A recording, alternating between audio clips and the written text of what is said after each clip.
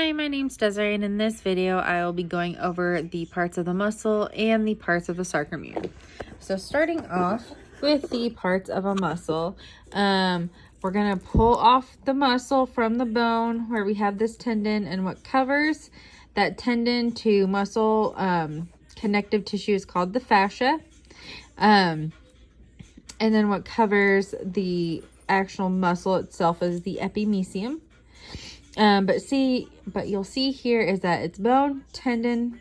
This would be considered the whole muscle right here. We cut it in half. Then these little circles are called vasicles, and then the little dots within them are called fibers.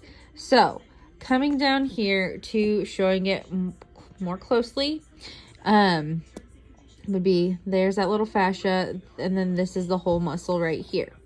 So this first red layer is called the epimysium, and it surrounds the whole muscle under that fascia.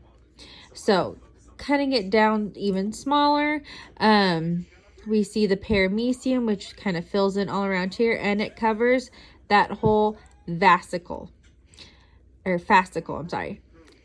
So again, epimysium, perimysium. Epimysium covers whole muscle, perimysium covers the fascicle, and then if we pull out a smaller, circle from the fascicle, we get a fiber, which is the actual muscle cell, and then the endomysium covers that whole muscle cell. So, going down here, if we were to pull it a whole fascicle out, we would have the fascicle here. There's that perimysium. Here is the endomysium. It kind of covers everything within there. And then underneath that endomysium is a sarcolemma, which would cover the individual muscle fibers. And then each muscle fiber can be specialized. So there's where you'd see the sarcoplasmic reticulum. They have T-tubules here. And pulling out those little dots in the vasicle, that would be called, so what we pulled out is a fiber. And I forgot to write that here. So this would be muscle fiber.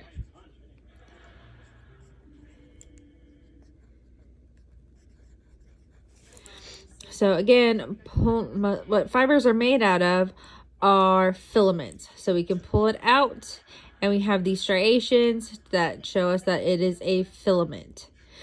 So if we were to look closer, that is what a myofibril would look like. It has the thin and then thick bands. So the thin filaments are called actin, the thick filaments are called myosin. So where we're at right now is a whole muscle is covered by the epimysium, which going smaller gets us to fascicles, which are covered by perimysium. And going even smaller, a muscle fiber, which is the cell, is covered by endomysium. And then what's underneath it are myofibrils and myofilaments. So now we would go to see what are parts of the sarcomere or where contraction happens. And so again, we have the fiber going through these little parts, and we brought out a myofibril. So like I said, sarcomere is the contractile part of the muscle. Here's it just a little bit bigger. So again, like we said up here with the thin and the thick filaments. So the thin filaments, which are right here and right here, are called actin. That thick filament in the middle is called myosin. And a sarcomere is from Z line to Z line. So within the Z lines, what actin would be considered are the I band.